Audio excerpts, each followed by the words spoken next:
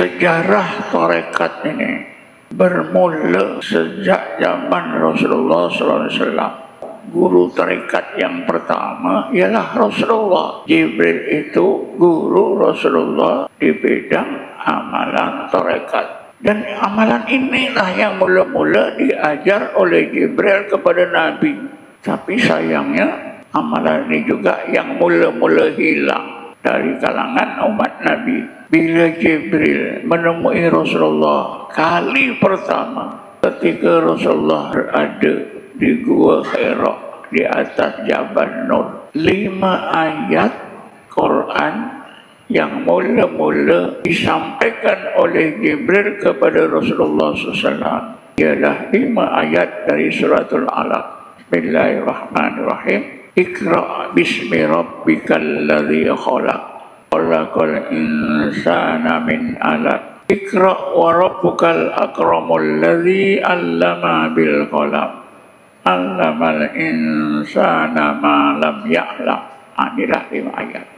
Coba tuan-tuan fikir, ayat Quran itu beribu. Setengah ulama kata ada 6.666 ayat.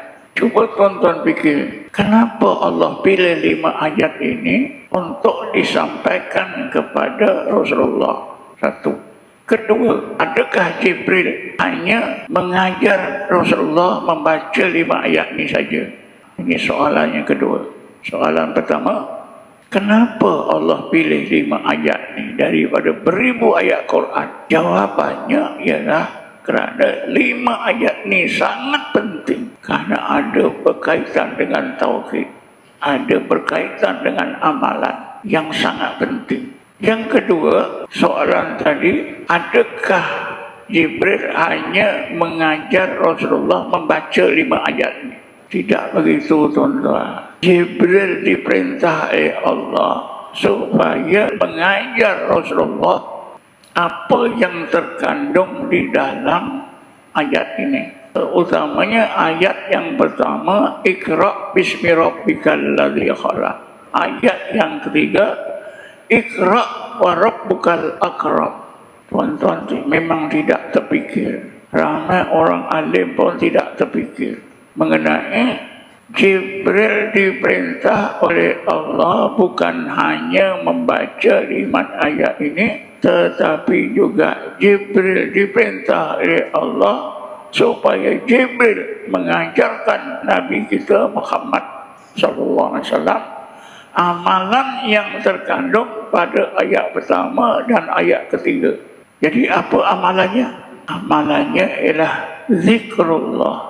Karena itulah bila Jibril menyampaikan 5 ayat ini di dalam teks-teks hadis, di dalam kitab-kitab sirah Nabawiyah, disebutkan Rasulullah bercakap, ma'ana biqari'in.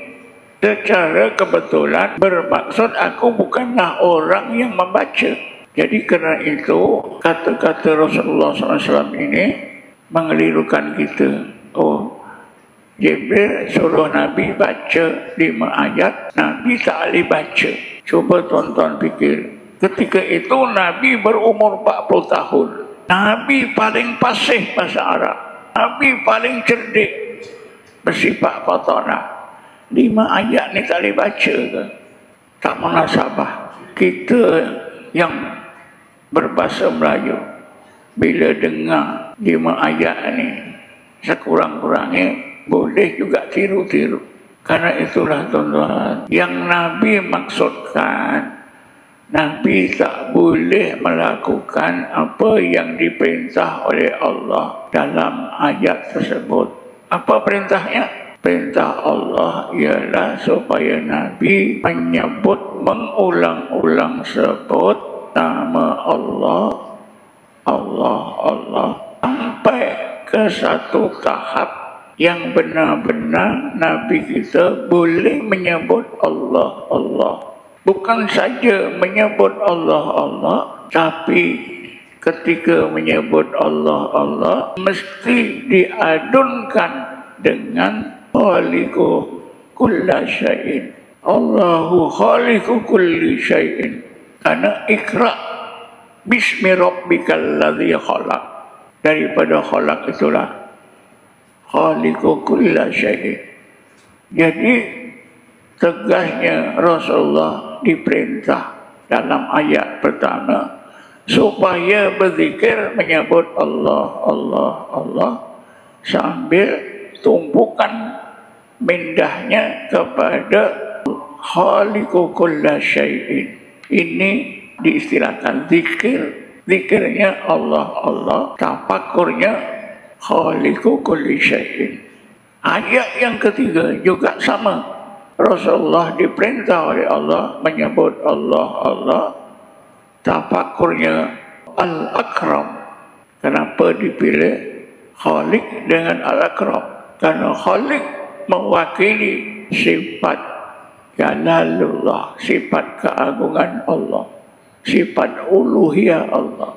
Al-Akram mewakili sifat rububiyah Allah, sifat jamalullah. Karena itu tuan-tuan, amalan yang mula-mula disyariatkan oleh Allah ialah amalan zikrullah. Diajarkan oleh Jibril kepada Rasulullah SAW, yaitu menyebut, mengulang-ulang sebut nama-nama Allah yang maha agung, yang maha sempurna. Sehingga Nabi berjaya menyebutnya. Rasulullah berzikir Allah, Allah, Allah sampai ke tahap Bismillah. Bila sampai ke tahap Bismillah, maka Rasulullah SAW benar-benar duduk dalam hakikat Bismillah.